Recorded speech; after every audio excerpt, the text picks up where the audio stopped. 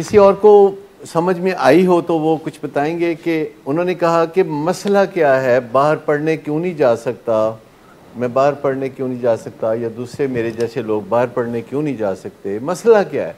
तो इन्होंने बताया मसला है ड्रग एडिक्शन।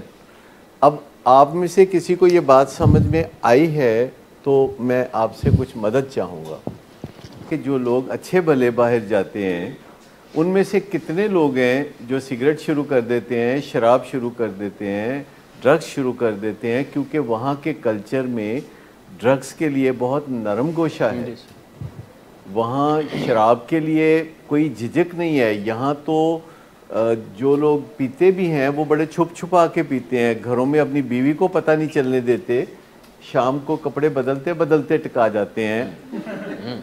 और मतलब इतना मसला है कि बड़ी शेम अटैच्ड है ड्रिंकिंग के साथ, जबकि यूरोप में, अमेरिका में, कनाडा में तो कोई शेम ही इसके साथ अटैच नहीं है। अच्छे भले सूटेड बूटेड लोग जो हैं शराब पी रहे होते हैं, सारे लोग इकट्ठे बैठ के पी रहे हैं। और जब बंदा घर से दूर होता है, हॉस्टल लाइफ में होता है और कोई बिल्कुल सुपरविजन नहीं होती, तो दूसरे जो दोस्त जो कर रहे होते हैं, मुझे बताइए कि जो लोग डाइटिंग कर रहे होते हैं उन्हें ख़तरा कब होता है कि डाइटिंग ख़राब हो जाएगी? जब वो खाना खाने जाते हैं। अगर बुफे पे जाएं तो ख़तरा और बढ़ जाता है, और अगर शादी ब्याह की तकरीब में खाना खाएं जहां बहुत से लोग खाना खा रहे होते हैं तो डेफिनेटली वो बहुत ज़्यादा ख़तरा बढ़ जाता है उनके डाइटिंग के भ्रष्ट होने का। सर सालिक साहब कह रहे हैं बुफे, उनको याद आ गया कुछ। हाँ, सालिक साहब का ये मसला नहीं है, उनकी तो भूख मर गई है तो उनका तो ये मसला नहीं। लेकिन कहते हैं मसला क्या है, वो क्या कहते हैं, तेरा दिल तो है सनम आशना, तुझे क्या मिलेगा नमाज में। कभी सुना है ये फिक्रा? तो क्या मतलब है इसका, तेरा दिल तो है सनम आशना, तुझे क्या मिलेगा नमाज में। तेरा दिल तो नशे के अंदर जिकड़ा हुआ है, तो तुम पढ़ने जाना चाहते हो। इसमें ज़रूर कोई मेलफ आईडी है। ये जो पढ़ने जाना चाहता है ये चाहता है कि मेरे ऊपर, हाँ, पर वो बाहर रहने मीटिंग्स के लिए नहीं जा रहा, वो बाहर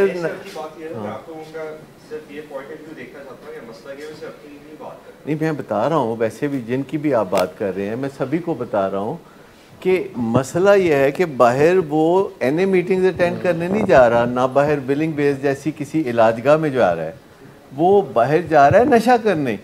और बहाना जो है वो तालीम का है, क्योंकि इतना अच्छा नेक बहाना कोई हो सकता है? मुझे बताइए कि हमारा पेशेंट जब 100 दिन इलाज मुकम्मल करके जाता है और उसके बाद वो कहता है कि जी मैं तबलीगी जमात में चला जाऊँ, मैं उम्रा करने चला जाऊँ, मैं यूनिवर्सिटी चला जाऊँ, तो क्या वाकई वो उम्रा करने जाना चाहता है, यूनिवर्सिटी पढ़ना चाहता है, क्या वाकई, या बिचो गल कोई हो रहे? जी कहानी कुछ और होती है। हाँ, क्योंकि जिस बंदे का भी ध्यान बीचों बीच नशे की तरफ है और जिस बंदे का ध्यान बीचों बीच नशे की तरफ नहीं है, उसमें कोई फ़र्क होता है? जिस बंदे का ध्यान नशे के अंदर ही अटका हो और जिस बंदे का ध्यान नशे में ना अटका हो, आहिस्ता आहिस्ता वो स्टेज आ जाती है। तो जिस बंदे का ध्यान नशे में नहीं अटका हुआ और जिसका नशे में अटका हुआ है, तो दोनों में फ़र्क तो होना चाहिए ना कोई, या नहीं जी? फ़र्क होना चाहिए ना कि जिसका बंदे का दिल उधर अटका हुआ है और वो बेचैन है, वो चेहरे पे उसके तासरात से पता चलता है। और सबसे पहले किसको पता चलता है, डॉक्टर को या उसके माँ बाप को? डॉक्टर को या उसकी बीवी को? पता चल जाता है ना। इसीलिए वो कहती है बैठ जा। जब भी वो उठ के खड़ा होता है कि कहीं जा रहा है, कहते कितने चल रहे हैं, बैठ जा। तो उनको, उनके पास जो किट है, हमारे पास तो जर्मनी की किट है, कहाँ की, तो फैमिली मेंबर्स के पास भी एक किट होती है जिससे कि वो पता कर लेते हैं कि बंदा जो है वो नशा करना चाहता है कि नहीं करना चाहता।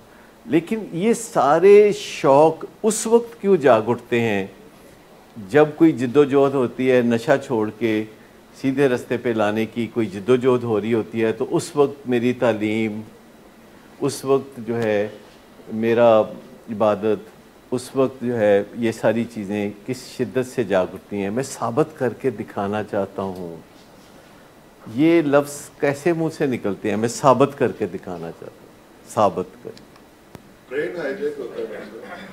ये वो बंदा नहीं है, वो ड्रग की एडिक्शन हाँ, हो रही है। अगर कोई बंदा कहता है कि मैं ये करना चाहता हूँ तो अंडरस्टैंड होता है, लेकिन अगर वो कहता है मैं साबित करके मैं दिखाना चाहता हूँ, एक बंदा कहता है कि मैं ये करना चाहता हूँ, एक कहता है कि मैं ये दिखाना चाहता हूँ, दोनों में ज़मीन आसमान का फ़र्क है। लेकिन हकीकत की बात यह है कि जो बंदा किसी न किसी वजह से, तकलीफ़ दे वजह से या बदकिस्मती से नशे में फंस जाता है, तो अब उसका कोई मुस्तकबिल नहीं होता। जो नशे का आदी हो जाता है, नशे के मर्ज़ में फंस जाता है, इट्स वेरी सैड। इस पे हम जितना भी मातम करें, इस पे हम जितना भी रो लें, इससे हम जितना भी तड़प लें, मुझे कोई इतराज़ नहीं है। इस पे हम जितना भी परेशान हो लें, मुझे कोई इतराज़ नहीं है। लेकिन जो बंदा एडिक्शन में फंस जाता है और किसी रिहैब में पहुंच जाता है, जिसका मतलब है कि उसको एडिक्शन में फंसे हुए 5 साल कम से कम हो गए, तो अब उसका कोई मुस्तकबिल है नहीं। It's all abolished. अब नए सिरे से धागे बुन बुन के कुछ करना पड़ेगा, नए सिरे से। वो पुरानी बात जो थी वो भूल गई, जो पुराने ख्वाब थे वो गए, टूट गए, बिखर गए। तो सच्ची बात तो यह है कि जब बंदा एडिक्शन में फंस जाता है तो कोई मुस्तकबिल नहीं होता, हत्ता कि उन लोगों का भी कोई मुस्तकबिल नहीं होता जो अचीवर्स होते हैं और एडिक्शन में फंस जाते हैं। दो किस्म के लोग होते हैं, एक वो होते हैं कि जो अभी बने ही कुछ नहीं और एडिक्शन में फंस के बर्बाद हो गए, और दूसरे वो होते हैं जो पहले अचीवर बनते हैं, कोई नाम पैदा करते हैं, ग्रेड 20 के अफसर बनते हैं, कोई जज जनरल बनते हैं, कोई डॉक्टर और वकील बनते हैं, और पायलट बनते हैं, और बिजनेसमैन बनते हैं। जो ही वो एडिक्ट बनते हैं उनका भी मुस्तकबिल बिल्कुल क्रॉस हो जाता है। अब वो डाउन हिल है, डाउन हिल। चाहे वो अहमद फराज हो, चाहे वो मिर्ज़ा गालिब हो, चाहे वो अल्लामा इकबाल हो, चाहे जुल्फ़कार अली भुट्टो हो, चाहे कोई भी हो, फिर मुशायरों में पुराने शेरों से ही काम फिर वो डाउन हिल ही है। फिर वो चाहे अपने हाथों मरे, चाहे किसी के हाथों मरे, या बीमारी के हाथों मरे, नशे की बीमारी लिहाज कोई नहीं करती। और जब ये हादसा हो जाता है उस वक्त ज़रूरत ये होती है कि बंदा डाउन टू अर्थ हो जाए, पूरी इनकसारी के साथ तिनका तिनका जोड़ने के लिए तैयार हो जाए, हर एक के दामन को थामना शुरू कर दे। जहाँ से मदद मिल सकती है, तिनके से भी मदद मिल सकती है तो उसको पकड़ ले, और जहाँ से भी उसको सहारा मिल सकता है उसको थाम ले। मैंने कहा कि वो दोबारा स्क्रैच से, नए सिरे से अपने आप को बिल्ड कर सकते हैं। अब वो जो बूस्टिंग है ना, जो शोबाजी है ना कि मैं ये हूँ, मैं वो हूँ, मैं ये कर सकता हूँ, मैं वो कर सकता हूँ, ये करने की ज़रूरत नहीं है। और जो सच्चे दिल से तौबा करने वाले हैं, ये महदूद लोग होते हैं, चंद लोग होते हैं। इसको कहते हैं मिरेकुलस वैरायटी, यानी रूहानी मौजज़ा हो जाना किसी के साथ, कि वो सच्चे दिल से तौबा कर गया और उसका दिल बदल गया। और ये ह्यूमन एफर्ट नहीं है, ये डिवाइन एफर्ट है, ये ऊपर वाले की मेहरबानी है, उसका फजल है। ड्रग्स छोड़ के तो बिल्कुल बन सकते हैं, तो किसी ने नहीं कहा, लेकिन उसके लिए बड़ी लंबी जिद्दोजहद करनी पड़ेगी। जैसे एक चींटी यहाँ चढ़ते चढ़ते यहाँ पहुँची हुई थी, नीचे आ गिरी है, तो वो जंप करके वहाँ नहीं पहुँच सकती, उसको फिर नए सिरे से वो अपनी लाइन पकड़नी पड़ेगी और जाएगी। और ये जो मिरेकुलस वैरायटी है, जो हम कहते हैं कि फजल हो गया अल्लाह का, लाइट देख ली, रोशनी देख ली उस बंदे ने, तो जब अगर कोई ऐसा करता है और आपको नज़र आ जाता है, जब कोई बंदा ऐसी तौबा करता है तो उसके रंग ढंग क्या होते हैं, उसके आंसू नहीं थमते, उसके आंखें नहीं उठती, उसके शोल्डर डाउन हो जाते हैं, और वो अपने माँ को नहीं छोड़ता, वो अपनी बीवी का दामन पकड़ लेता है। वो कहता है मैं, देखो मैं कुछ बनना चाहता हूँ, मैं बर्बाद हो गया हूँ। और ये है मिरेकुलस वैरायटी। और दूसरी है एजुकेशनल वैरायटी, जिसमें कतरा कतरा जमा करना पड़ता है, जैसे हम यहाँ करते हैं, एजुकेशनल वैरायटी। और ये जो एजुकेशनल वैरायटी जब हो रही होती है तो बीच में किसी वक्त अचानक डिवाइन इंटरवेंशन भी हो जाती है। एक तो क्राइसिस इंटरवेंशन होती है जो वालिदैन करते हैं, तो हम करते हैं, तो और लोग करते हैं, लेकिन फिर ये जब जिद्दोजहद की जाती है और पसीने से शराबूर होते हैं वालिदैन और रातों को उठ उठ के रोते हैं और दुआएं करते हैं, तो फिर बीच में इम्कान पैदा होता है कि डिवाइन इंटरवेंशन आ जाए, ऊपर वाले का फजल बीच में शामिल हो जाए, तो उसी वक्त ठीक ठाक हो जाएगा। और जो डिवाइन इंटरवेंशन हासिल कर लेते हैं वो फारिग हो जाते हैं और उनका सबक उनको याद हो जाता है। लेकिन जो डिवाइन इंटरवेंशन का अभी इंतज़ार कर रहे होते हैं और एजुकेशनल वैरायटी में होते हैं, उनको अपनी जिद्दोजहद जारी रखनी पड़ती है जब तक डिवाइन इंटरवेंशन नहीं होती। और ये दोनों चीज़ें जो है एक दूसरे का अल्टरनेट है, और एक छोटा रास्ता है डिवाइन इंटरवेंशन यानी ऊपर वाले का फजल, और एक लंबा रास्ता है कि जब तक आप इंतज़ार करते हैं तो हाथ पे हाथ धरे ना बैठे रहें, बल्कि कोशिश करके आगे बढ़ें। पर अगर कोई नशा छोड़ देगा तो नशा छोड़ने के फिर दो तरीके हैं। एक विल पावर के ज़रिए छोड़ा, लेकिन ध्यान उधर ही है, तो जब तक ध्यान उधर ही है सबक याद नहीं होगा। हाल आप में से बहुत सारे लोग ऐसे होंगे जिन्होंने स्कूल, कॉलेज, यूनिवर्सिटी में इस मुश्किल को फेस किया होगा कि वो किताब पढ़ते हैं, वो लफ्ज़ों में से नज़रें चलाते हैं आगे, लेकिन after the end of the paragraph उनको कुछ याद नहीं होता और वो फिर शुरू पे वापस आ जाते हैं और उनको कुछ रिटेन करने का मौका हरगिज़ नहीं मिलता। वजह ये होती है कि उनका ध्यान कहीं और होता है, जिसे कहते हैं ना पलट तेरा ध्यान किधर है। ये वाली बात जो है करने की ज़रूरत है। तो पढ़ने के लिए बाहर जाना वैसे ही सेफ़ नहीं, वैसे ही सेफ़ नहीं, लेकिन जब एडिक्शन का मामला हो तो फिर ये एब्सोल्यूट नो है। देखिए ये बिल्कुल ऐसे ही है जैसे मिठाई विठाई खाना वैसे ही सेफ़ नहीं, लेकिन अगर डायबिटीज़ हो तो फिर तो बिल्कुल ही सेफ़ नहीं। दो दर्जे हैं ना, कि एक तो वैसे ही सेफ़ नहीं। तो ये देखना पड़ेगा कि अपने बच्चे को एक नए कल्चर में भेजना, तो उसका रंग ढंग उसके ऊपर चढ़ेगा। और ज़्यादातर जो लोग बाहर से पढ़ के आते हैं, नए कल्चर को अपना भी लो तो वहाँ भी तो दो कल्चर है ना। एक कल्चर है सवेरे 6 बजे उठ के सड़कों पे आने का, अपने जॉब पे जाने का, और एक कल्चर है 2 बजे सो के उठने का। तो कौन सा कल्चर? अगर तो आप वो सवेरे 6 बजे उठ के सड़कों पे आने वाला कल्चर अपनाते हैं और रात को 8 बजे सो जाने वाला कल्चर अपनाते हैं, क्योंकि अमेरिका किस कल्चर की वजह से है? ड्रग्स की वजह से अमेरिका है, अल्कोहलिक्स की वजह से अमेरिका है।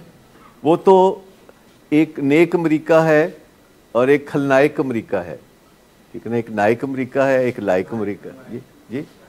तो वो जितने भी हैं अल्कोहल वाले, ड्रग्स वाले, वो मसाइल पैदा करते रहते हैं और बाकी लोग मसाइल समेटते रहते हैं। वो सड़कों पे एक्सीडेंट करते रहते हैं, बाकी लोग समेटते रहते हैं। वो जुराइम करते रहते हैं और बाकी लोग समेटते रहते हैं। आपका क्या हाल है कि जुराइम कौन करते हैं?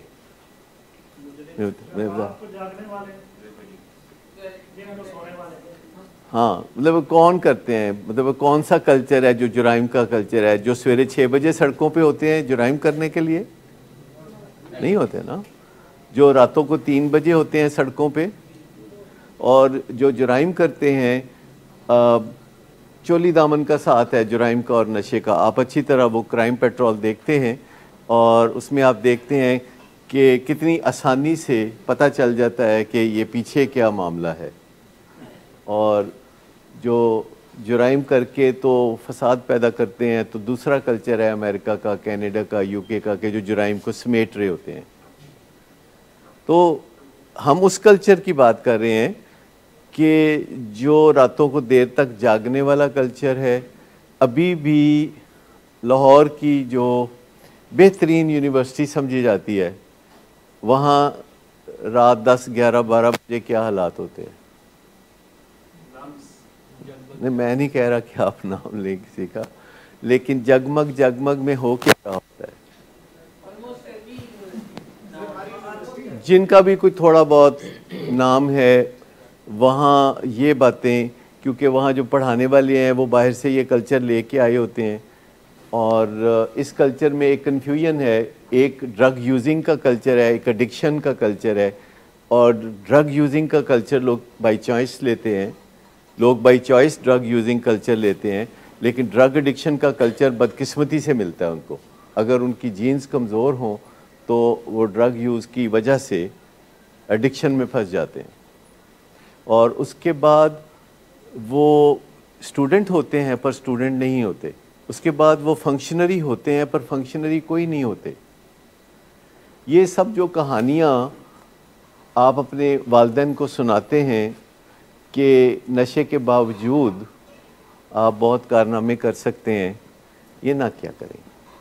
आपके वालिदैन का भी दिल चाहता है कि आप बहुत कारनामे करें, लेकिन इस वक्त मामला कारनामों का नहीं है, इस वक्त मामला अपनी जान बचाने का है। तो जब मैं ये कहता हूँ कि नशा करने वाले का कोई मुस्तकबिल नहीं होता, तो मतलब मेरा ये नहीं है कि मैं आपको मायूस करना चाहता हूँ। मैं आपको बताना चाहता हूँ कि जब तक ड्रग्स की कोई रमक, कोई ख्वाहिश, कोई क्रेविंग आपके अंदर बाकी है, तब तक कोई फ्यूचर नहीं है। और ये जो बीच में बाहर से सिर्फ पढ़ के आ जाते हैं और साथ वो कल्चर लेके आ जाते हैं, रातों को देर तक जागना और दिन को देर तक सोना, फिर यहाँ ये आके काम नहीं करते। ये अपने माँ बाप के जो कारोबार होते हैं, जो बाप दादा के कारोबार होते हैं, उनमें चक्कर शक्कर लगा लेते हैं और ये काम को देखते हैं। अगर आप इन्हें पूछें, वो कभी नहीं कहते कि मैं ये करता हूँ, कहते हैं मैं ये देखता हूँ। यानी कितनी ऑनेस्टी, वाहद एक चीज़ में मैंने ऑनेस्टी देखी कि पूछें अच्छा आप क्या करते हैं, कहते हैं मैं अकाउंट्स को देखता हूँ, मैं मार्केटिंग को देखता हूँ, मैं जनाब प्रोडक्शन को देखता हूँ, देखता हूँ किसने फिक्रा ये ईजाद किया, मैं देखता हूँ। देखिए क्रेविंग के फ़र्ज़ करें 10 दर्जे हैं, यानी 1 to 10 पे क्रेविंग के 10 पॉइंट्स हैं। अगर कोई 10वें पॉइंट पे है क्रेविंग, तो क्लियर है कि वो पढ़ लिख नहीं सकता, वो कारोबार नहीं कर सकता। और अगर 9वें पॉइंट पे हो तो, और अगर 8वें पे हो तो, 7वें, 6ठे, 5वें, चौथे, तीसरे, दूसरे, तो एक लिमिट आ जाएगी कि फिर वहाँ वो कुछ स्ट्रगल कर सकेगा। लेकिन जब तक उसकी क्रेविंग बाकी है, वो बीच बीच में शॉर्टफॉल आएगा, लोड शेडिंग हो जाएगी उसकी। क्रेविंग का मतलब है कि सडनली लोड शेडिंग हो जाना, शॉर्टफॉल हो जाना। जैसे कि आपने सबने तजर्बा किया, हमारे मुल्क में बिजली की लोड शेडिंग थी और लोग बहुत उससे परेशान थे। लोग एक दूसरे से वादे वफा नहीं कर पा रहे थे। जो बहाना था, आसान था कि बिजली चली गई तो हम काम नहीं कर सके। जैसे आजकल कुछ लोड शेडिंग या फेलियर या शॉर्टफॉल है सुई गैस का, जो घरों में लोग खाना वाना जो है नहीं पका सक रहे। बाज़ औक़ात नाश्ते के बग़ैर लोग घरों से जाते हैं, दफ्तर में जाके नाश्ता करते हैं। तो जो रिलेटिविटी है कि क्रेविंग 1 दर्जे की है या 10th पे पहुंची हुई है, और इसी के ऊपर हमने वर्क करना होता है कि अपनी क्रेविंग को हमने नीचे कैसे लाना है। लेकिन सबसे पहले हम ये जो ग्रैंडियोसिटी है, ये जो ख्वाब है जो हम इधर उधर बिखेरते रहते हैं कि मैं ये करना चाहता हूँ, मुझे करने नहीं दे रहे, मैं तो पढ़ना चाहता हूँ, मुझे पढ़ने नहीं दे रहे, और वालिदैन को बहुत ज़्यादा मसाइल में मुब्तला कर देते हैं, मुसीबत में मुब्तला कर देते हैं। वो कहते हैं जी मेरे जैसे लायक आदमी को आपने अब बाहर नहीं भेजा तो आपने बड़ी ज़्यादती की है, आपने मुझे पाकिस्तान की यूनिवर्सिटी में दाखिल करा दिया है, हालांकि मुझे तो कनाडा की यूनिवर्सिटी में दाखिल कराना चाहिए था। ये जो जुल्म आपने मेरे साथ किया है ना, इसके लिए मैं आपको कभी माफ़ नहीं करूँगा। कभी सुना बच्चों को ऐसी बातें करते हैं कि मैं कभी माफ़ नहीं करूँगा आपको कि आपने मुझे कनाडा की बजाय पाकिस्तान की यूनिवर्सिटी में दाखिल करा दिया और मैं तो दिन रात आपको बद्दुआएं देता हूँ। आपने कभी ये सुना कि बच्चे बद्दुआएं देते हैं? मुझे ये बताएं कि ये भी कितनी कॉमन बात है कि अपने वालिदैन को इतना तंग करने के बावजूद, इतना परेशान करने के बाद, जब वो बात नहीं मानते, समझाने की कोशिश करते हैं तो उनको बद्दुआएं तक देते हैं। जैसे वो कहते थे अंग्रेज़ों की तोपों में कीड़े पड़े, वो क्या था, किसी ज़माने में अंग्रेज़ पाकिस्तान पे हुकूमत करते थे तो हिंदुस्तान पाकिस्तान के बेबस लोग ये अंग्रेज़ों को बद्दुआएं दिया करते थे। नहीं, शर्त होनी चाहिए कि आप यूनिवर्सिटी वालों के पास जाएं, उनको बताएं कि क्या आपकी यूनिवर्सिटी ड्रग फ्री है, क्या आपके यहाँ कोई सिस्टम है कि जो ड्रग एडिक्ट्स को एलिमिनेट कर सकता है। अगर वो कहें कि हमारे यहाँ ऐसा कोई सिस्टम नहीं तो आप उस यूनिवर्सिटी में मत जाएं। इस तरह आप यूनिवर्सिटीज़ को एहसास दिलाएंगे कि कोई सिस्टम होना चाहिए कि किसी भी स्टूडेंट को किसी भी वक्त पूछा जा सके कि आप यूरिन सैंपल दे दें।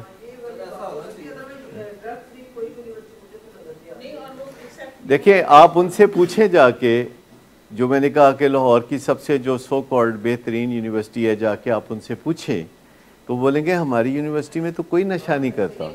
नहीं, छुट्टी नहीं कर सकते, वो एक सिस्टम होता है। अगर कोई यूनिवर्सिटी उस सिस्टम को अपनाए तो उस सिस्टम में सबसे पहली बात ये होती है कि कोई बैलेटिंग होती है जिसमें स्टूडेंट जिनके नाम निकलते हैं सुबह कॉलेज के गेट से अंदर एंटर होते हैं तो वहाँ लिस्ट होती है कि इनके नाम जो हैं वो यूरिन टेस्टिंग के लिए आज चाहिए, और वो उसको अवॉइड नहीं कर सकते। अवॉइड करने का मतलब है कि वो समझा जाएगा कि वो ड्रग एडिक्ट हैं।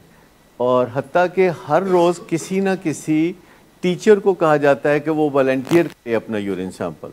ये दो टेक्निक्स होती हैं कि 1% स्टूडेंट 1%, 5000 का मतलब है 50, 1% जो हैं अगर भी हो तो 50 स्टूडेंट्स का जब यूरिन चेक होता है और वो पूल अलहदा होता जाए, जो कि जो ड्रग फ्री हैं उनका लेस ऑफन करना शुरू कर देते हैं, और जो टीचर्स हैं जो कि 200-300 टीचर्स होते हैं उन्हें कहा जाता है कि हर रोज़ एक टीचर वॉलंटियर करेगा। अगर कोई भी टीचर किसी दिन वॉलंटियर ना करे तो उनकी बैलेटिंग होगी। ये दो सिस्टम हैं जिनके तहत जिनके ड्रग टेस्ट पॉजिटिव आते हैं उनको वहीं यूनिवर्सिटी में काउंसलिंग में डाल देते हैं। उनका पहला लेक्चर जो है, पहला जो डिस्कशन है वो ड्रग एडिक्शन के बारे में होती है और उनको ड्रग से दूर करना शुरू करते हैं, और जिनका एक दफ़ा यूरिन पॉजिटिव निकलता है उनकी आगे फ्रीक्वेंसी ऑफ टेस्टिंग बढ़ जाती है। तो बड़ी सिंपल, पर यह सिस्टम किसी के यहाँ है नहीं। हमने ऑफ़र किया तमाम यूनिवर्सिटियों को कि हम फ्री करके देने के लिए तैयार हैं यूनिवर्सिटियों को ये सिस्टम, उनका 1 रुपया भी खर्च नहीं होगा, और वालदैन जो है उस प्रोजेक्ट को फंडिंग करेंगे। लेकिन कोई यूनिवर्सिटी राज़ी नहीं हुई क्योंकि कोई यूनिवर्सिटी ये तस्लीम नहीं करती कि वहाँ ड्रग एडिक्शन का कोई मसला है। और मैं आपको बताऊं कि पाकिस्तान में भी ऑफिशियली ड्रग एडिक्शन और अल्कोहलिज्म को मसला नहीं माना जाता। दूसरी दुनिया में जब लोग पूछते हैं पाकिस्तान के ऑफिशियल से कि आपके यहाँ कोई अल्कोहलिज्म का मसला है तो वो कहते हैं नहीं, हमारे यहाँ ऐसा कोई मसला नहीं है। इतना सख्त डिनाइल है जिसकी वजह से हालात यहाँ तक पहुँचे हुए हैं। लेकिन मैं आपको बताऊँ कि वो दिन दूर नहीं कि जब कोई ना कोई यूनिवर्सिटी इनिशिएटिव लेगी। अगर वालदैन फ्रीक्वेंटली ये क्वेश्चन करेंगे जाके पहले दिन जब आप वो उनके दाखिले के लिए बातचीत करना जाते हैं तो अभी तक कि आपके यहाँ बच्चों को ड्रग्स से सेफ रखने का क्या सिस्टम इन प्लेस है, और जब बार बार लोग पूछेंगे तो उनको कोई ना कोई सिस्टम इन प्लेस लाना पड़ेगा। अदरवाइज़ यूनिवर्सिटियाँ ड्रग यूज़ के लिए सेफ़ हेवन बनी रहेंगी, क्योंकि यूनिवर्सिटी में कोई पुलिस नहीं जा सकती, यूनिवर्सिटी में कोई लॉ इन्फोर्सिंग लोग नहीं जा सकते, यूनिवर्सिटी के गार्ड्स किसी गैर मुतल्लका बंदे को अंदर नहीं आने देते। लिहाजा अंदर के माहौल में जो कि 300-400 एकड़ की होती है बाज़ औक़ात यूनिवर्सिटी, वहाँ बहुत सी जगह होती हैं जहाँ लोग बैठ के तो ड्रग्स यूज़ कर रहे होते हैं, और वहाँ ड्रग्स बेचने वाले स्टूडेंट भी होते हैं जो ड्रग पुशर नहीं होते, स्टूडेंट कहलाते हैं। इससे ज़्यादा अच्छी कोई मार्केट हो सकती है कि वहाँ आपको एडिक्ट्स भी सैकड़ों की तादाद में मिल जाएंगे जो आपसे ड्रग्स लें, कोई पकड़े जाने का भी खौफ कोई नहीं, और आपको ड्रग पुशर का लेबल भी नहीं लगेगा।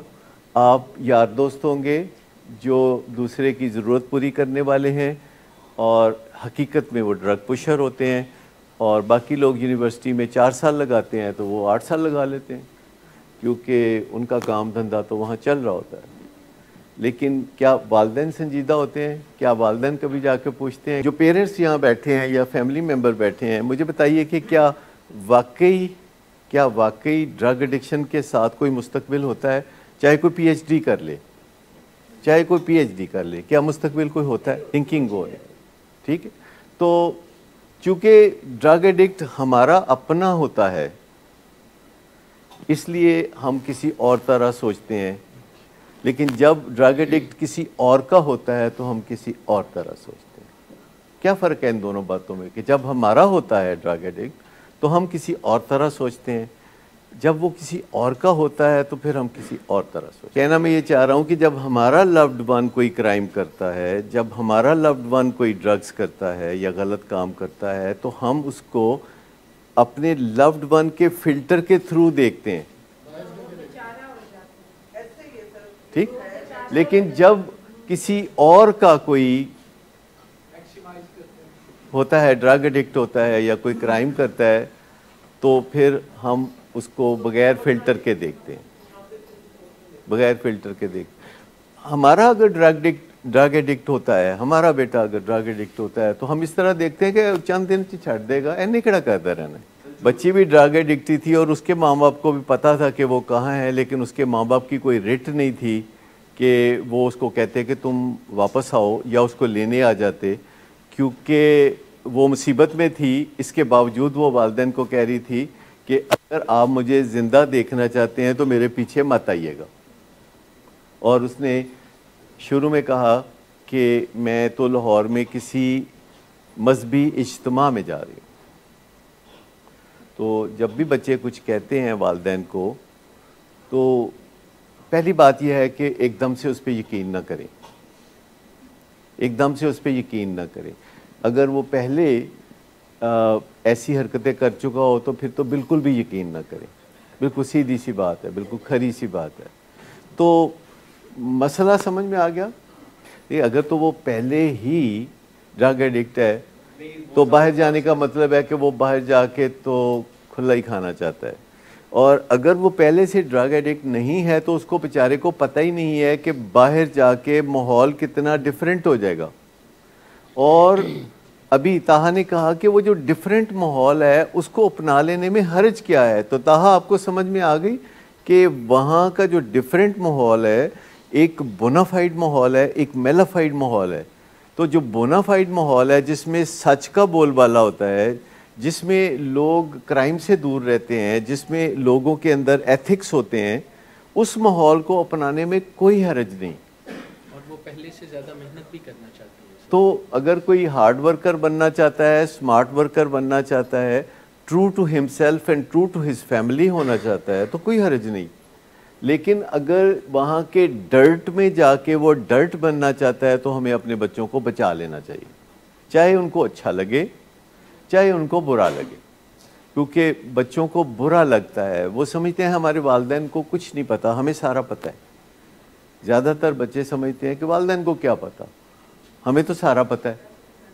ये 99% बच्चों के ज़हन में होता है कि जो हमें पता है ना, वो हमारे वालिदैन को बिल्कुल नहीं पता।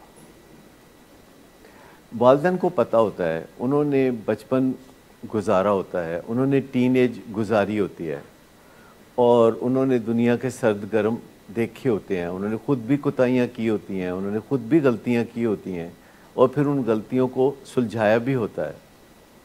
तो वालिदैन को पता होता है, ऐसी बात नहीं। लेकिन आज छोटा बच्चा 6 साल का, 8 साल का वाज़े तौर पर कहता है मेरी माँ नू कुछ नहीं पता, मेरे प्यो नू कुछ नहीं पता, मैनू पता है। तो हकीकत बात यह है कि माँ बाप को पता होता है, वो अपने प्यार के मारे बोलते नहीं हैं, वो अपने प्यार की वजह से कहते नहीं हैं, और उनकी एक तरह से ज़बानबंदी होती है। उनको इतनी आदत होती है प्यार करने की और लिहाज करने की कि वो बोलते नहीं हैं।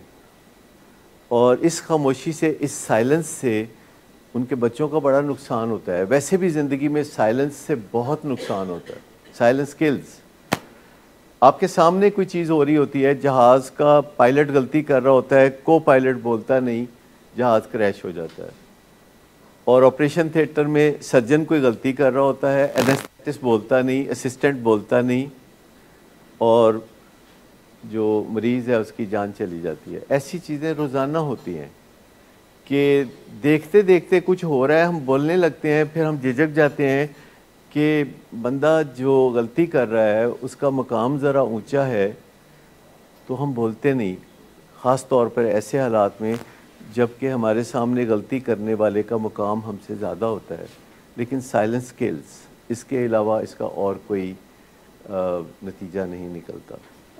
बहुत सी बुक्स हैं जो कि मदद कर सकती हैं। नो मोर लेटिंग गो उनमें से एक है जो बहुत ज़्यादा मदद कर सकती है, क्योंकि जो बहुत ही इनोसेंटली देख रहे होते हैं इस मामले को, क्योंकि उन्हें बहुत सारे इसरार और रमूज़ पता नहीं होते। ज़्यादातर लोग समझते हैं बच्चा है, बड़ा होएगा तो ठीक हो जाएगा, टीनेजर है, इससे फेज़, ये फेज़ में से गुजर रहा है। फिर एक और बात कि ठीक ही है, इसके जो दोस्त हैं, इसके दोस्त ठीक नहीं है, वैसे ये ठीक है, इसके दोस्त ठीक नहीं है। ये जो 4 दोस्त हैं ना इसके, ये हैं सारे मसले की जड़।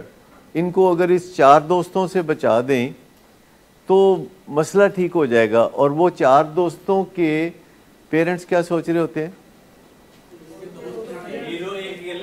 ए जड़ा केला है ना, मसला इसका है, वो भी उसी का सोच रहे होते हैं। जैसे मैंने आपको बताया, लव फर्स्ट भी एक वैसा ही रीडिंग मटेरियल है जैसा कि आप पूछ रही हैं। इसके अलावा बहुत से रीडिंग मटेरियल हैं। शेम हील करने की ज़रूरत होती है, खौफ से निकलने की ज़रूरत होती है। जिन फैमिलीज़ में कोई एडिक्ट होता है, उन फैमिलीज़ में शेम बहुत कूट कूट के भरी जाती है, और वो शेम भरने में सबसे ज़्यादा हाथ एडिक्ट का होता है। वो कह रहा होता है कि आप ठीक नहीं हैं, आपने मेरी ज़िंदगी बर्बाद कर दी है, आपने बचपन में मुझे प्यार नहीं किया था, आपने मेरा ख्याल नहीं रखा, मेरे साथ बचपन में फ़लाँ ने फ़लाँ कर दिया था, तो आप कहाँ थे उस वक्त, और मेरी सारी तकलीफ़ों का जो मंबा है वो आप हैं, और आप बहुत घटिया हैं। ये कहना चाह रहा होता है। एक्चुअली वो क्या कहना चाह रहा होता है? इन वन वर्ड वो क्या कहना चाह रहा होता है? वो हर रोज़ अपने घर वालों को जो भी बातें करता है उसका लुबे लुबाब क्या है? One word, it's your fault, you are not good. और ये बात इतनी दफ़ा वो कहता है, इतनी दफ़ा वो कहता है कि घर वालों को यकीन आ जाता है। और एक दफ़ा यकीन आ जाता है तो फिर उनके ब्रेन में ये बात बिल्कुल तयशुदा हो जाती है। फिर दुनिया की कोई ताकत आके उन्हें ये समझा नहीं सकती कि नहीं भाई आप बढ़िया लोग हैं, आप घटिया नहीं हैं। इंसान गलेबल है, जो बात उसके कान में डाली जाए, बार बार डाली जाए, उसको उसका यकीन हो जाता है। इसीलिए जो जिस घराने में पैदा होता है वो उस घराने के मज़हब को अपना लेता है, वो उस घराने के कल्चर को अपना लेता है, वो उस इलाके के रस्म व रवाज को अपना लेता है। बिकॉज इंसान गलेबल है। गलेबल समझते हैं क्या होता है? गलेबल कन्ना दा कच्चा, कानों का कच्चा होता है। अच्छा, इंसान सिर्फ कानों का कच्चा नहीं होता, वो आँखों का भी कच्चा होता है, वो आँखों का भी कच्चा होता है। और वो बड़ी जल्दी, दुनिया में सबसे जो बात इंसान जल्दी तस्लीम कर लेता है और मान लेता है वो एक बात है, और वो बात है कि तुम घटिया हो। ये बात हर इंसान बहुत जल्दी मान लेता है, और इस बात के बड़े नुकसानात हैं और इस बात के कुछ फ़ायदे भी हैं। आप मुझे बता सकते हैं कि इस बात के नुकसानात क्या हैं और इस बात के फ़ायदे क्या हैं? एग्जैक्टली जो आपने बात कही है ना कि ये दो धारी तलवार है। एक तो कहेगा यार मैं घटिया, मैं कुछ कर ला अपना, अगर मैं पायलट बन जावा तो बहुत उत्ते उड़ा तो फिर मैं घटिया नहीं होगा, फिर मैं बहुत बढ़िया होऊंगा। अगर मैं डॉक्टर बन जाऊं, लोग डॉक्टर साहब कहेंगे ना, फिर मैं घटिया नहीं रहूँगा। और अगर मैं वज़ीर आज़म बन जाऊँ ना तो फिर तो मैं बहुत ही बढ़िया हो जाऊँगा, फिर मैं घटिया नहीं रहूँगा। और अगर मैं दौलत ढेर सारी कमा लूँ, शोहरत ढेर सारी कमा लूँ, छा जाऊँ दुनिया पे, तो फिर मैं घटिया नहीं रहूँगा। और ये तगो दो करते करते करते करते सारी कामयाबियां हासिल कर लेता है, सारी शोहरत हासिल कर लेता है, सारी दौलत हासिल कर लेता है, सारे मकाम हासिल कर लेता है, तो उसके अंदर से आवाज़ आती है घटिया हो तुम। जी वो बीच में जब भी अकेला होगा, जब भी आईने में उसकी नज़र पड़ेगी तो नहायत खामोशी से पैगाम उस तक ट्रांसफ़र हो जाएगा कि भाईजान आप बहुत घटिया है, क्योंकि वो बड़ा डीप डाउन जो है ट्रिकल डाउन किया होता है ब्रेन में, उसको इरेज करना बहुत मेहनत मांगता है। न्यूरोप्लास्टिसिटी, न्यूरोजेनेसिस और आपकी एफर्ट्स, आपकी कोशिशें, अपने अंदर को धोने की कोशिशें जो लोगों ने मैला कर दिया, वो जो कोशिशें आप करते हैं तो वो रंग लाती हैं। और उसके लिए दुनिया में सबसे जो कामयाब चीज़ है वो 12 स्टेप्स प्रोग्राम है, healing the shame through 12 steps program. दुनिया में सबसे ज़्यादा शेम लोग 12 कदमों के प्रोग्राम में धोते हैं, जिसके पैगाम है 1 2 3 4 5 12 तक। और उससे इंसान जो है वापस एक ह्यूमन रेस को ज्वाइन कर लेता है और कंफर्टेबल हो जाता है। और ज़िंदगी का मकसद भी यही है कि दुनिया में आए और उसके बाद अपने आप को संवारते रहे, बनाते रहे, सेल्फ इमेज ठीक करते रहे, सेल्फ परसेप्शन ठीक करते रहे। मैं आपको बताऊं कि जो खूबसूरत हैं लोग, कई दफ़ा वो अपने आप को बड़ा बदसूरत समझते हैं, और जो कई दफ़ा बदसूरत लोग हैं वो अपने आप को बड़ा खूबसूरत समझते हैं। आपने शायद ऐसे लोगों से कभी तारुफ हासिल किया हो कि जो वाजबी सा चेहरा रखते हैं लेकिन वो बार बार अपने आप को दिलीप कुमार समझते हैं या को बहुत हसीन समझते हैं। नहीं, मैं तो इमेज की बात कर रहा हूँ कि एक बंदे का करैक्टर बहुत अच्छा हो तो बाज़ औक़ात वो समझता है कि मेरा करैक्टर अच्छा नहीं, और जिसका करैक्टर अच्छा नहीं कहता कि ये मैनू मैं तो चंगा भला। मतलब इंसान का जो सेल्फ इमेज है, जो सेल्फ परसेप्शन है, वो रियलिटी से बहुत दूर हो सकता है। देखिए बहुत सारे लोग हैं जो कि ठीक ठाक मोटे ताज़े होते हैं, बहुत ओवरवेट होते हैं। कभी आप उनसे बात करके देखें, नहीं मैं तो बिल्कुल ठीक हूँ, मैं मसला ही कोई नहीं, मैं तो खाते पीते करा, मैं तो खाता भी कुछ नहीं, तो खाते पीते कराने का फ़र्ज दूँ तो वो उनको कोई प्रॉब्लम नहीं होता। आप ऐसे लोगों को भी मिलेंगे कि जो बहुत दुबले पतले हैं और वो 24 घंटे सोचते रहते हैं कि मैं दुबला कैसे हूँ।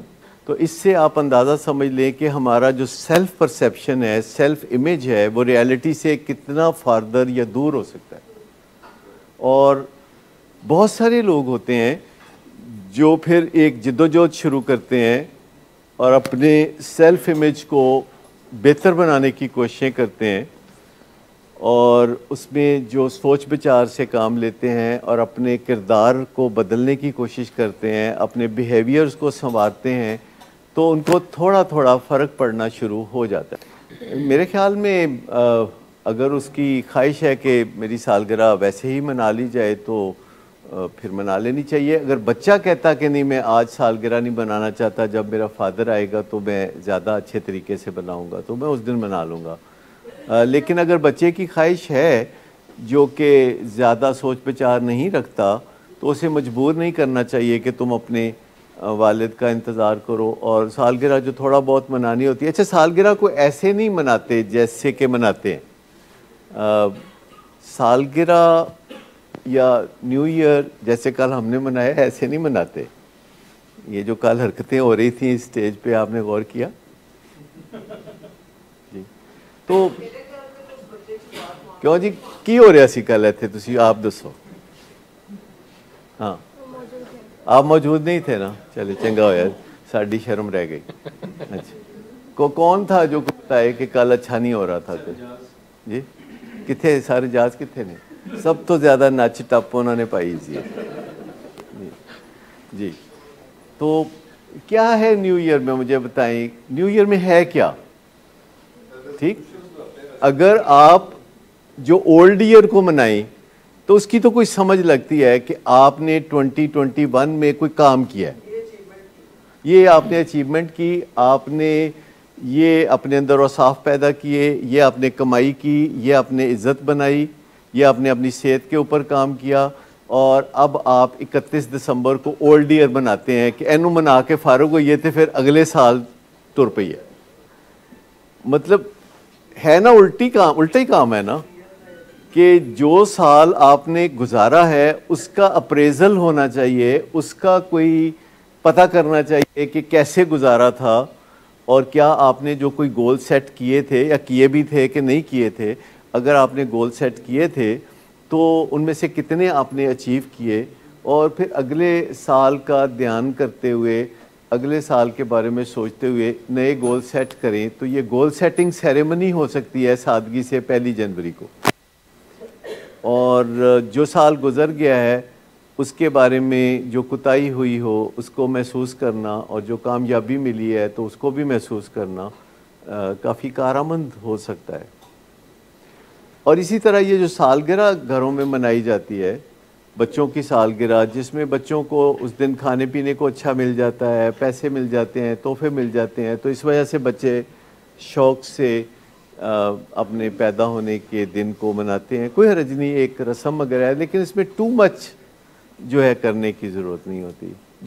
देखिए उस मौके पे, जैसे कि अभी उस बच्चे ने कहा कि मैं तो मनानी सालगिरह आज जी, तो आप उसे मजबूर नहीं कर सकते कि वो सालगिरह 4 दिन बाद बताए, पर आपका एक डायग्नोसिस है जो आप उस बच्चे के बारे में बना सकते हैं कि वो अपनी जो ग्रेटिफिकेशन है उसको डिले नहीं कर सकता। ठीक है, वो इंस्टेंटली चाहता है। तो अब आपने डायग्नोसिस कर लिया, तो अब आप उस बच्चे को काउंसलिंग में या ट्रेनिंग में डाल सकते हैं, जिसमें उसको सिखाया जा सकता है कि कैसे वो अपनी ग्रेटिफिकेशन को डिले करे और उसके जो फ़ायदे हैं उनको समझना शुरू करे और अपना मुस्तकबिल बना ले। चंद दिन पहले मैंने बताया था कि वो जो मार्शमेलो एक्सपेरिमेंट है जो बच्चों के साथ आप बड़े आसानी से घर पे कर सकते हैं, तो आपको पता चल जाएगा कि आपके घर के कौन से बच्चे वल्नरेबल हैं, कौन से बच्चे हैं जो मुश्किलात में पड़ जाते हैं जब उन्हें फ़न करने का मौका नहीं मिलता, और कौन से बच्चे हैं कि जो फ़न करें तो वो उन्हें फ़र्क नहीं पड़ता, उन्हें वो बेअसर लगता है, उन्हें मज़ा नहीं आता, यानी उनके खरबूजे हमेशा फीके निकलते हैं। ये कुछ बच्चे होते हैं जिनके खरबूजे हमेशा फीके निकलते हैं। तो उन बच्चों को कोई मदद की ज़रूरत होती है जो फ़न आफ्टर फ़न करना चाहते हैं और उनका फ़न हो के नहीं देता, और उनको सीखने की ज़रूरत है कि वो इंजॉय कैसे करें, और उनके इंजॉय करने के प्रोसेस में कोई डिफेक्ट होता है जिससे कि उनको मज़ा नहीं आता। हालांकि इंसान को बनाया इस तरह गया है कि उसमें मज़े के 6000 स्टिमुलस हैं, मज़े के 6000 स्टिमुलाई हैं, यानी 6000 चीज़ें हैं दुनिया में जो हमें मज़ा दे सकती हैं। उसमें बज़ाहिर ऐसी चीज़ें भी मौजूद हैं जो बहुत मीठी हैं, ऐसी चीज़ें भी मौजूद हैं जो कड़वी हैं, ऐसी चीज़ें भी मौजूद हैं जो आसान हैं, और ऐसी चीज़ें भी मौजूद हैं जो मुश्किल हैं। ये को-पैमाई जो लोग करते हैं ये बड़ा मज़ा उठाते हैं, बहुत फ़न करते हैं, और वो बड़ी तकलीफ़ दह चीज़ है। सर्दियों के महीनों में पहाड़ों पे चढ़ना, 10,000 फुट से ज़्यादा ऊपर जाना, जहाँ ऑक्सीजन भी कोई नहीं, जहाँ खुराक का भी कोई इंतज़ाम नहीं, सर्दी से बचाव का भी कोई इंतज़ाम नहीं, और उनको कोई मजबूर भी नहीं कर रहा, और रेस्क्यू का भी कोई इंतज़ाम नहीं। तूफ़ान बादोबारा भी आ रहे हैं लेकिन वो उसको इंजॉय करते हैं। लोग ठंडे पानी में गोते लगाते हैं, उसको इंजॉय करते हैं। लोग बॉक्सिंग में मुक्के खाते हैं, उसको इंजॉय करते हैं। अच्छे बॉक्सर खड़े हो जाते हैं और अपने शागिर्दों को कहते हैं कि मुझे मुक्के मारो। तो इसका मतलब है कि कितना वर्सेटाइल है इंसान इंजॉय करने में। चाहिए जाए कि हम अपनी इंजॉयमेंट की मशीनरी या इंजॉयमेंट के सिस्टम को डेलिबरेटली डैमेज ना कर दें, और उसको डैमेज करने के कई तरीके हैं कि आप जो जॉय रेडीनेस है उस पर काम ना करें। एक चीज़ होती है जॉय रेडीनेस। अगर आप रात को जल्दी नहीं सोते और आप एक्सरसाइज नहीं करते तो समझ लें कि आप जॉय के लिए या मज़े के लिए या फ़न के लिए रेडी ही नहीं हैं। अगर आप फिट ही नहीं हैं तो आप कैसे इंजॉय कर सकते हैं? अगर आपने घर में 5 लोग हैं और उनमें से 4 के साथ ताल्लुकात बिगाड़ के रखे हुए हैं, तो जॉय रेडीनेस नहीं आएगी।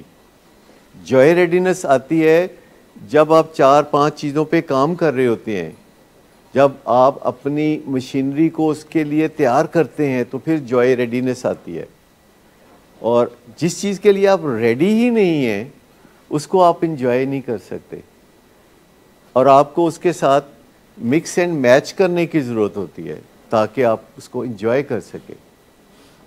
तो खाने पीने में मज़ा है, घूमने फिरने में मज़ा है, सोशलाइज करने में मज़ा है। 6000 तरीके हैं। अगर आप गूगल पे जाएंगे तो वो सारे के सारे तरीके आपको बड़ी तफसील से बताना शुरू करेंगे। अच्छा, बाइपोलर इनकंसिस्टेंट जो होता है, ये उसके लिए शायद कोई बहुत ज़्यादा यूज़फुल वर्ड नहीं है, लेकिन बाइपोलर में सेलियंसी होती है। सेलियंसी का मतलब है कि अचानक एक चीज़ उसके ज़हन में आती है और मिनटों सेकंडों में वो चीज़ बड़ी अहमियत अख्तियार कर जाती है, और आपको लगता है कि ये काम मैंने सबसे पहले करना है और इस काम को मैंने छोड़ना ही नहीं है, और आप उस काम को करने लगते हैं, और इस दौरान सेलियंसी डाउन हो जाती है और उस काम को आप अधूरा छोड़ के तो एक और नया प्रोजेक्ट उतनी देर में आपके ज़हन में आ जाता है।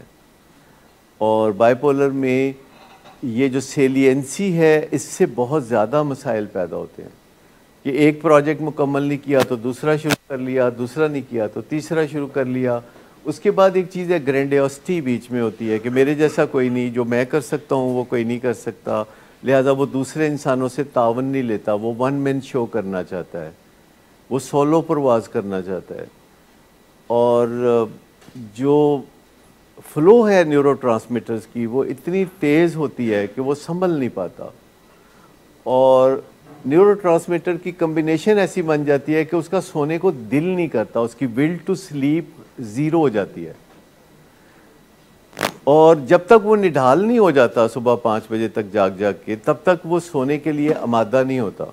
इसके लिए एक कुदरत ने हमारे अंदर एक केमिकल रखा हुआ है जिसे मेलाटोनिन कहते हैं, जो हमें निढाल करती है। और दिन के वक्त रोशनी में सुबह 9, 10, 11, 12 बजे जो सूरज की किरणें होती हैं, जब वो हमारे जिस्म पर पड़ती हैं तो हमारे दिमाग में मेलाटोनिन बनती है, और ये मेलाटोनिन शाम तक पक के राइप हो जाती है और हमें सोने की तरफ लेके जाती है। वो निढालपन, कभी आपने छोटे बच्चों में देखा होगा कि वो जब उन्हें नींद आती है तो वो निढाल हो जाते हैं और वो ठुन ठुन करने लगते हैं, तो माँ को पता चल जाता है कि इसको नींद आई है, और वो चाह रहा होता है कि मुझे गोद में लेके सुला लें या मुझे बिस्तर पे लिटा के तो सोने में मदद दी जाए। तो मेलाटोनिन एक ऐसी दवा है या हमारा नेचुरल इंग्रेडिएंट है, एक केमिकल है जो टैबलेट की फॉर्म में भी मिलता है, और ये कोई स्लीपिंग पिल नहीं है, ये स्लीप रेगुलेटरी न्यूरोट्रांसमीटर है, और ये हमें नींद के लिए तैयार करता है और विल टू स्लीप पैदा करता है, निढालपन पैदा करता है। ऐसा निढालपन जो स्वीट होता है, जो मज़े का होता है। एक निढालपन होता है जो तकलीफ दे होता है, एक निढालपन होता है जो मज़े का होता है। एक निढालपन होता है जो आप बेकार में जो दिन गुजारते हैं और कोई नतीजा नहीं निकलता, तो एक वो होता है। एक निढालपन वो होता है कि जब आप सारा दिन एफर्ट करते हैं और बहुत सारे नतीजे निकालते हैं, यानी पॉजिटिव नतीजे आपके हक़ में निकलते हैं, तो वो बड़ा एक प्लेजेंट निढाल होना होता है। देखिए, एक तो इसके लिए मेडिसिन की ज़रूरत होगी। जब बाइपोलर डिसऑर्डर में नौबत यहाँ तक पहुँच जाए तो मेडिसिन की टू बिगिन विद ज़रूरत होगी। दूसरा, फिर काउंसलिंग की ज़रूरत होगी। फिर वही 4 फैक्टर, जो एक्सरसाइज का फैक्टर है, तो जब कोई एक्सरसाइज खूब करेगा और फिर थक जाएगा और सो जाएगा, नींद आ जाएगी, तो नींद पूरी करेगा और लड़ाई झगड़ों से परहेज़ करेगा और खाना पीना अपना ऐसा रखेगा कि जो एनर्जाइज करने वाला है, जैसे कि वेजिटेरियन खाना, तो इससे जो है उसको सेलियंसी कंट्रोल करने में या इम्पल्स कंट्रोल करने में मदद मिलेगी, जिस पे हम अक्सर बात करते रहते हैं।